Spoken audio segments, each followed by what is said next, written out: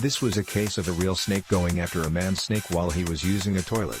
In this case, the second snake wasn't the man's pet, unless that's what you like to call your penis. Instead, the target was the man's penis and his balls, as described by a case report in the journal Urology Case Reports. You've heard of the 2006 movie Snakes on a Plane? Well, this was an episode of Snake in a Toilet. It didn't have actor Samuel Jackson yelling, "I have had it with these mother-bleeping snakes on this mother-bleeping plane." Rather doctors, G. H. Dijkema, J. Pat, and M.G. Steffens, from the Isala clinic and hospital in the Netherlands described. The man had to use a toilet because that's the number one and number two thing that people have to do. But he didn't realize that the toilet contained a snouted cobra, Naja and annulifera.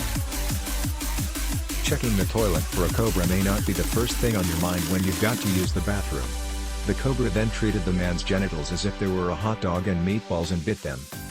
The man began feeling pain and a burning sensation in his genitals because that's what happens when a freaking cobra bites your genitals. That pain radiated out to his groin and up to his abdomen and chest. That should be a growing concern that one needs urgent medical attention. However, the man had to wait 3 hours before a helicopter could bring him to the nearest trauma center that was 350 kilometers away.